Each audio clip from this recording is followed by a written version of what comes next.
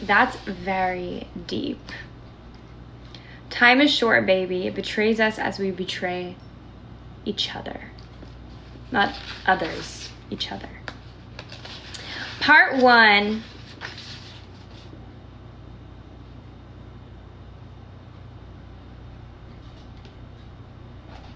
On January 16th, 1951, a black Lincoln convertible pulled into the driveway at 2000 Coldwater Canyon Drive in Beverly Hills. Arthur Miller and Ella Kazan had just traveled cross-country by train from New York.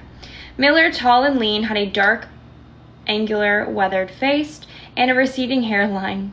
Kazan, known as Gadget or Gadge to his friends, was small with a large nose and a mop of wavy black hair. The men were in Los Angeles to set up their first film together. Miller had written a screenplay for Kazan to direct, as both had a great deal riding on the venture. But only there was a serious problem on the train. Kazan had read the most recent draft of The Hook, a story of union and corruption on the Brooklyn waterfront, and he'd been disappointed in what Miller had accomplished so far. Kazan made it clear that the script needed to be much better. Greeted at the front door by a servant, Miller and Kazan entered the home of Charles Feldman, a prominent Hollywood agent and independent film producer. He was producing Kazan's latest project, the film of Tennessee Williams, A Streetcar Named Desire, starring Marlon Brando and Vivien Leigh. As Feldman told his friend and investor Joseph P. Kennedy, he believed that Kazan's work had been outstanding. Shooting had been completed before the holidays, but some post-production work remained to be done. Feldman, away on business and anxious to keep the director happy, had offered Kazan the run of his art-filled house. An inveterate collector, Feldman purchased paintings and bibelots in quantity, often sight unseen. The furniture, mostly English antiques and modern pieces, was kept to a minimum to emphasize the Chagall's Renoirs. There were Thai bronze Buddhas, there were Ming and Su stone heads, there were Tiang cow, horses, and birds. I don't know how to speak Chinese. Aw, thank you, Kyo. In the garden, steps led to a heated swimming pool, besides which Miller set up his typewriter on a glass table. To understand the strain he was under, it is essential to keep in mind that The Hook was not just any screenplay. It was to be the work with which Miller followed Death of a Salesman, which had been a huge success on Broadway in 1949. Directed by Kazan, many critics thought the 33-year-old Miller had written the great American play, and some pronounce it the century's finest drama. There was a price to be paid for acclaim of that magnitude. After the premiere, Miller confided to his producer Kermit Bloomgarden that he knew he was going to have a heck of a time topping that. Indeed, there have been moments when Miller wondered whether he would be able to write another play at all. Hi, everyone. As Kazan perceived, Millet was not a playwright who invented stories. He needed to find his material in his own life. Yet The Hook was not based on anything. Thank you, Play Now. Miller had actually experienced the screenplay, did not come out as a crisis that he himself had endured, and as a result, he did not completely trust it. Miller began to worry that for a man his age, he had not lived enough. Yet the pressure was on to revise quickly that he pitched to 20th Warner Bros. And Columbia Pictures. Unfortunately, Miller was not like his rival Tennessee Williams anywhere. Thank you, Cowboy. Under almost any conditions, he was a creature of routine, who found it difficult to write in unfamiliar surroundings. Adding to the playwright's pressure was the threat of losing Kazan. In a period dubbed by the critic books Atkinson, the Williams-Miller era, Kazan seemed at times to enjoy playing each against the other. Kazan, wavering at the two, had finally chosen to film A Streetcar Named Desire instead of Death of a Salesman. Afterward, the Williams had every expectation that Kazan would do his new play. The Rose Tattoo on Broadway, the director jumped ship at the last minute, going off to Los Angeles for The Hook. Evidently, Kazan was not able to give either playwright reason to take him for granted. Always, the director, he controlled people and situations. He didn't like being controlled by them. Kazan was probably the most powerful director in America. On Broadway, he had directed the Pulitzer Prize-winning plays. Okay, I'm done reading for now. I read 2 pages of the Marilyn Monroe book by Barbara Lemming. Right now, I was just talking about a Hollywood director. Hello, everybody. Welcome. Hi, everyone. Good morning. Let's make this morning a good one. I always enjoy Wednesdays. Wednesdays are always a day that I make an appearance on here. Norma Jean, yes. I actually have a calendar of Norma Jean in my closet. I love Norma Jean. In Kansas, I have like 5 pictures of Norma Jean. So, Marilyn Monroe's real name is Norma Jean. Marilyn Monroe is kind of like her stage name.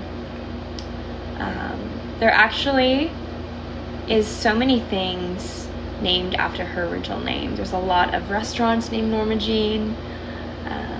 You see it quite often. Hello, everybody. Sunny Boy, thank you for sharing the live.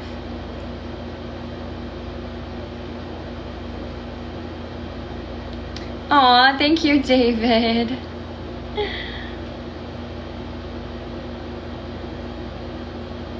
I am up early, I know.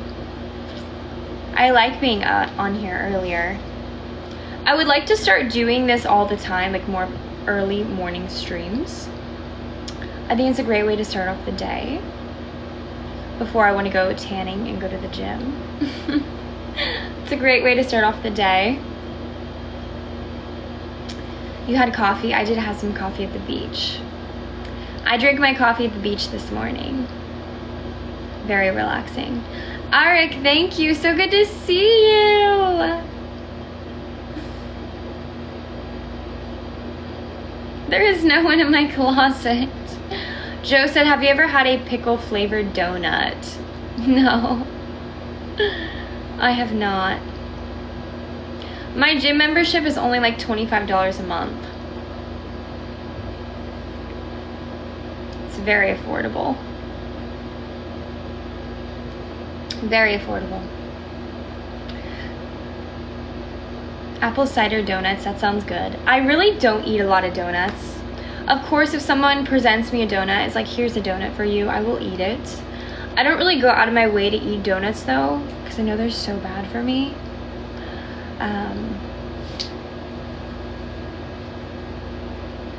People have been telling me that I should eat a cheeseburger.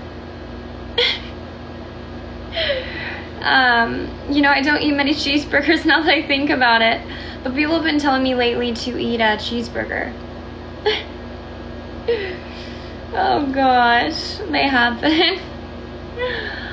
Oh, I do like cheeseburgers, but people have been telling me that I should eat a cheeseburger lately. I just think it's funny.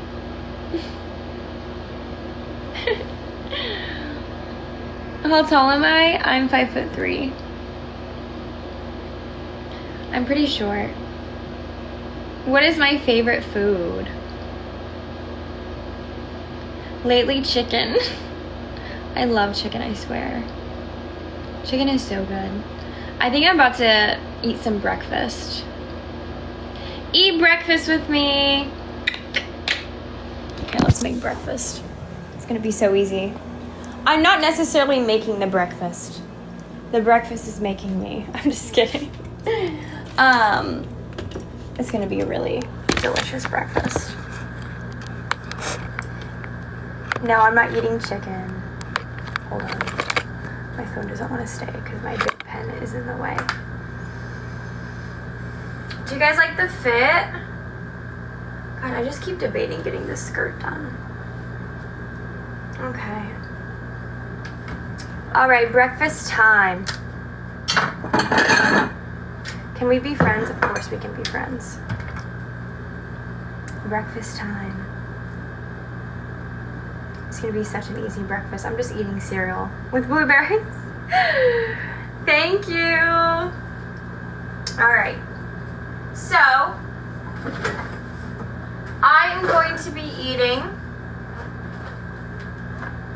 Kashi organic blueberry clusters. I'm so bummed. I was at Publix and I think they got rid of my favorite cereal by Kashi. I have never seen a cereal at Publix until the other day. I'm hoping it does not do me wrong. I will be giving an honest answer on this cereal, whether I like it or not. Kashi's good for you. Hi, Bruno. Thank you. Kashi is very good for you.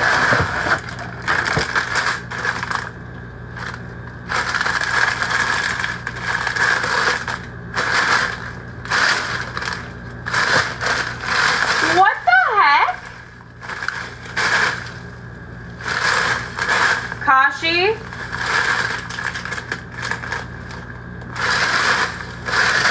I'm kind of mad at Kashi. We're gonna try it though. We'll give Kashi a chance, even though they got rid of their best cereal ever invented. How much was this one?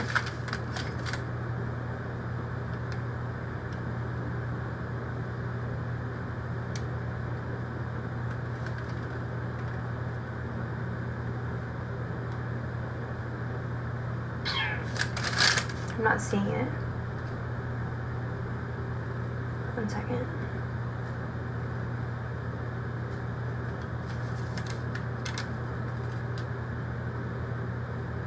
It was $5.29. I'm not gonna lie, I think I'm gonna be disappointed. Their last cereal was my favorite. It says it has clusters though, and there's like barely any clusters. So don't even get me started on that. I'm gonna tell you right now, I'm gonna be 100% honest if I think this cereal is good or not. Alright? Okay. This is what we're trying. So Kashi used to have like the best cereal in the world, and I did not see it anywhere at Publix. And I don't know why they would get rid of it to have this. Beats me. Maybe it's better, but I guarantee it is not. And I'm so bummed about it. I honestly could cry about it. But I didn't. I could have. But I didn't, okay? Alright. Alright, Girl Scouts and Boy Scouts. We're going to be using silk almond milk.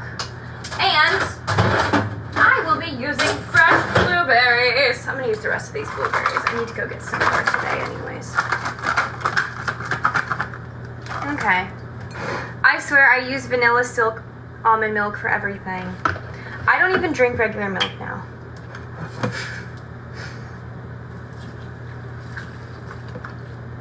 Okay. Aw, my best friend just texted me. Dang, she's up early. My bestie's up early. My bestie and me have been friends 13 years. I always tell people, yes, me, yes.